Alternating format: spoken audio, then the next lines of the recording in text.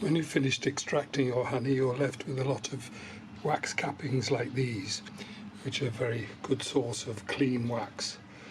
You may also have old damaged super frames like this, or brood frames which have grown too old to be used, or you can have scrapings from the hive from brace comb which you've scraped off the hive, all important sources of wax. If you want really bright yellow wax like this, then you need to use the wax cappings, which are the cleanest source of wax. If on the other hand you use old combs, you may get a slightly darker brownish wax, which doesn't look quite as good but is perfectly okay for making lotions and polishes and waxing your surfboard and so on. So best to keep them separate. Deal with the wax cappings separately from the older wax. Right, what do you need to process wax? Well, first of all, you need a source of heat. I use an electric ring, which is easy to control. There's no naked flame. It doesn't matter too much if it gets mucky. Some people use a slow cooker such as this, and they certainly have their uses. You'll also need a couple of pans. I have a dirty pan, which is used for the first stage, and then a clean pan, which is only to be used with already cleaned wax. You'll also need a variety of containers. They can be margarine containers or takeaway cartons. You'll need some J cloths or something similar. You'll also need a silicone spray. The wax from your beehives is going to be full of debris of all sorts, bits of bees, quite a lot of propolis, and it'll also probably be contaminated with honey. So the first stage is to soak the wax in water. Some people recommend using rainwater.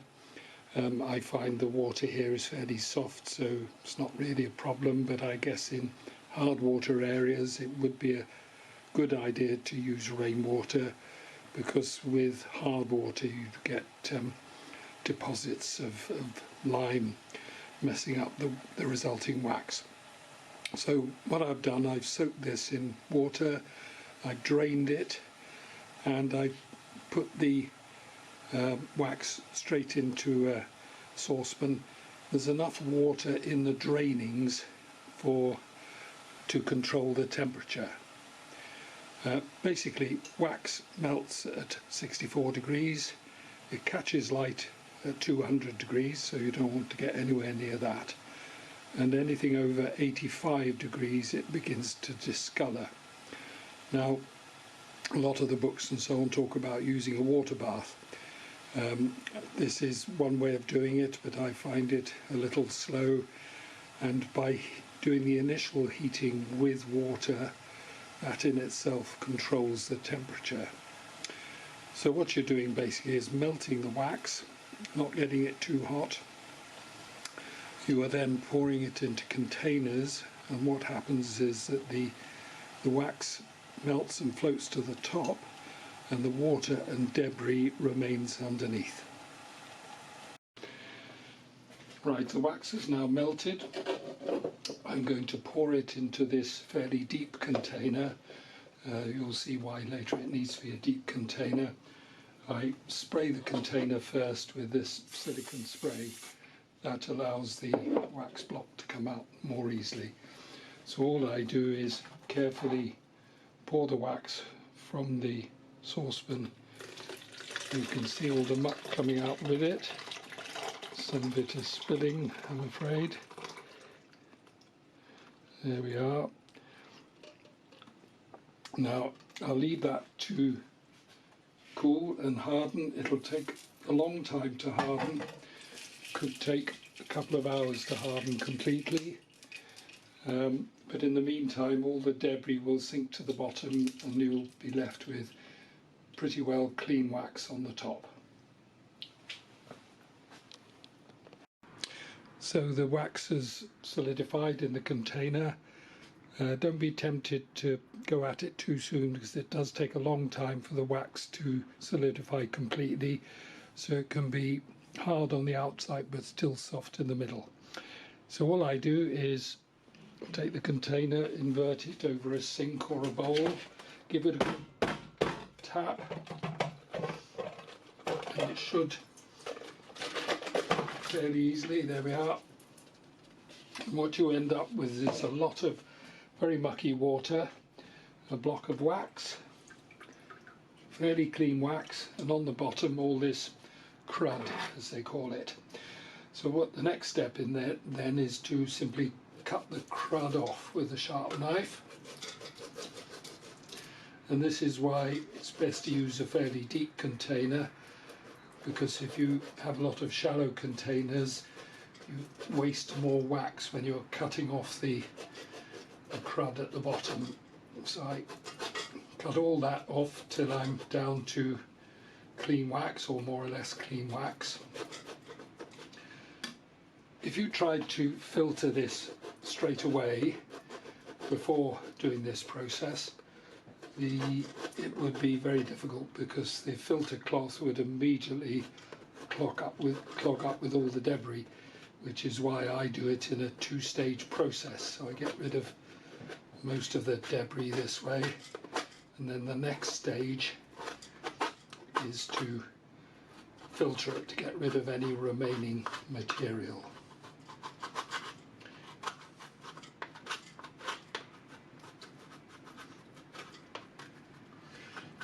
So I'm almost down to clean wax there, a bit more to come off. Oh, there we are.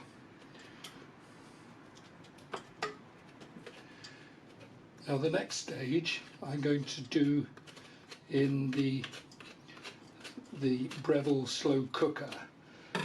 You could use a water bath, but the slow cooker idea is much the same. It doesn't get too hot. So what I need to do now is to break this up. If I just put this in the slow cooker, it'll take ages. So you need to break it up into smaller lumps. And the way I do that is to get a strong plastic bag or an old pillowcase, put it inside and bash it very hard with a hammer. Now I have to do this on a hard surface. If you just try and do it straight away on a hard surface, the wax goes everywhere. So you need to do it on a tile floor or something. Bash it hard with a hammer, and you will end up with lots of small bits, which is much quicker and much easier to melt.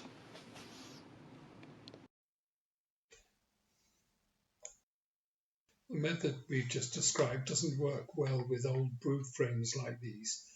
In this case, it's probably better to use a solar wax extractor. The reason for that is that the brood frames are full of other materials like the cocoons which line every cell, and these would block up any filter system. Solar wax extractor, you can buy these, but they're quite easy to make if you're reasonably handy. Basically, it's an insulated box with a glass front. In this case, I've used a piece of double glazing from a double glazing unit. Underneath it, you have a tray to collect and direct any melted wax, and a gauze to hold any unwanted material. You angle this towards the sun on a sunny day, so it is weather dependent obviously, but it will produce fairly clean wax, which can then be filtered in the way that I'm about to show you. So there's no water in there. You just put the slow cooker on the high setting and leave it and watch it until it's all melted. You do need to keep an eye on it, because on the high setting it will get up to boiling point, or the boiling point of water, which is a bit too hot for wax. So just keep an eye on it until all the wax has melted, and then we go to the next phase. Now there are many ways, different ways of doing this part of the process. Some people use nappy liners or tights. I find the cheapest and most readily available material are large J-cloths like this one. And all I do is I get a couple of plastic containers like these, margarine containers, and I place the J-cloth over them, hold them down each end with a couple of weights, and then when the wax is melted we simply pour it through the cloth. The advantage of this is that I can move the cloth along when it gets clogged up with debris, so you're not wasting the material. It's taken about half an hour to melt that small amount of wax. Obviously it would take longer with a larger amount. So I'm going to transfer the wax from the slow cooker into a saucepan. Makes it easier to pour.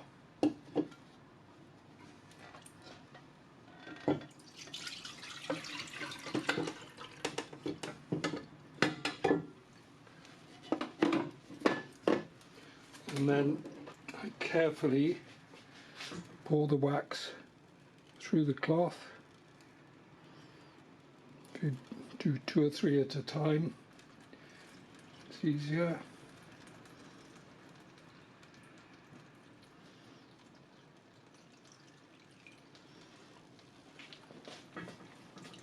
And you can keep doing this until the J-cloth gets completely clogged. In this case, the wax is pretty clean, so it's not going to get clogged.